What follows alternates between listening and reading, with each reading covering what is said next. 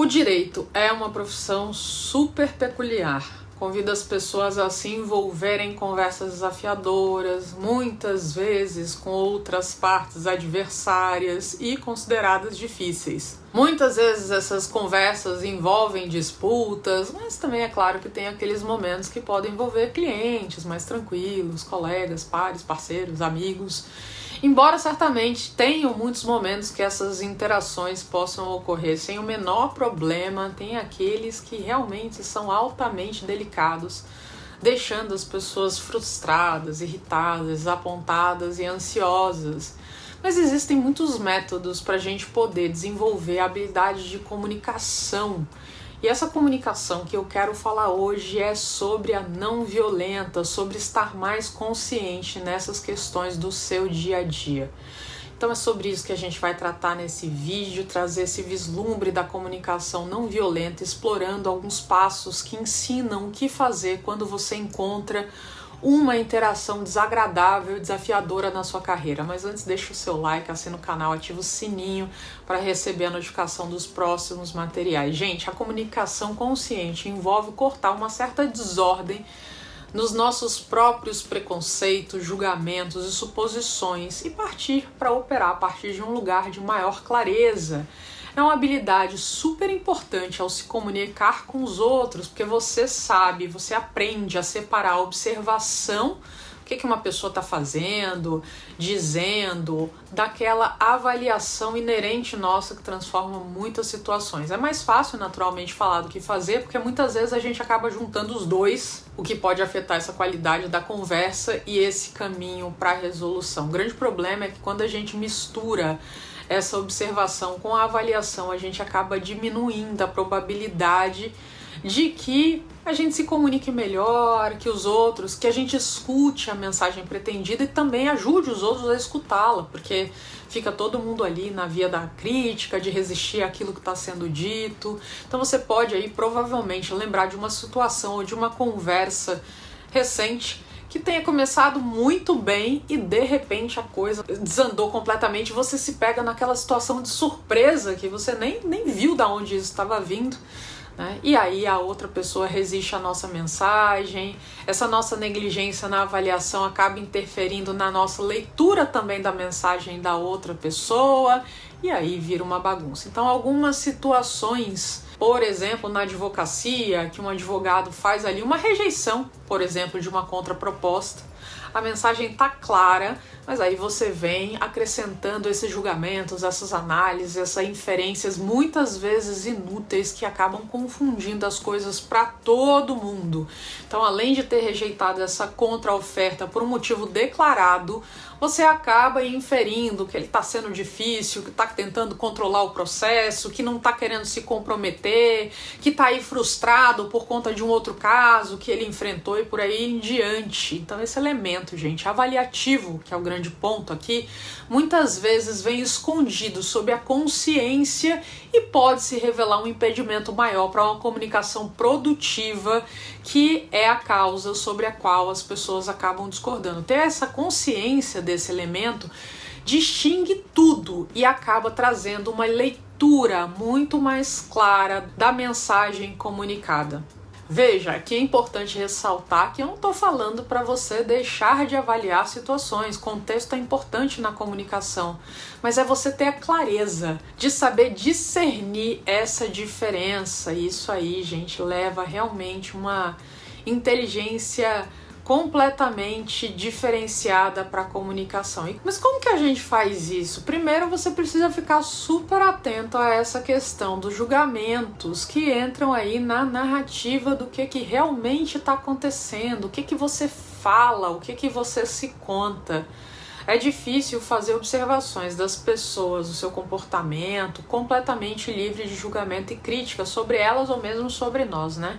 Então ficar atento a esse aspecto, a essa tendência que a gente tem ali de trazer essa narrativa complicada pode ajudar muito para que você possa reagir de uma forma mais construtiva e também compreender essas suas necessidades, esses seus interesses. Tem muito a ver com autoconhecimento. Vale dizer aqui, gente, para não ter confusão, o que também não é comunicação violenta, tá?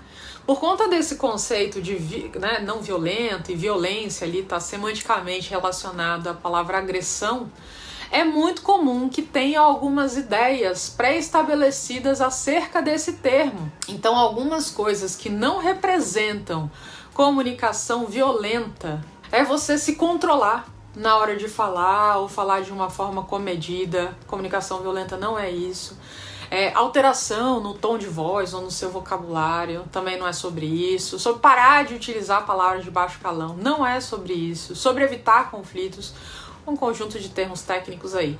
Para a gente entender o que é comunicação não violenta e começar a andar nesse terreno mais complexo, mais ambíguo, é preciso passar por uma etapa de práticas que mudam o foco do que é dito para indicadores mais reveladores e confiáveis e que ajudam demais nesse processo. Então existem 4 componentes aqui da comunicação não violenta ou comunicação empática para alguns, que são, em primeiro lugar, a observação, que é o que a gente vem falando anteriormente. É necessário observar o que está acontecendo em determinada situação. Neste caso, é importante você se questionar se a mensagem que está sendo recebida, seja por meio da fala ou de atitudes, tem algo a acrescentar de forma positiva. O segredo é fazer essa observação sem criar um juízo de valor. Apenas compreender o que você gosta e não o que está acontecendo ou no que o outro está fazendo,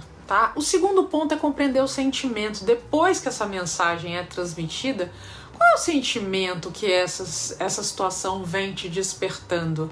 É importante aqui saber nomear como você se sente. Então, você está chateado, você está irritado, você está feliz, você está animado. É necessário você se permitir ser vulnerável para resolver conflitos e saber a diferença entre o que você sente, o que você pensa ou o que você interpreta. Terceiro ponto são as necessidades. A partir da compreensão de qual sentimento foi despertado, a gente entende melhor quais são as necessidades que estão ligadas a ele.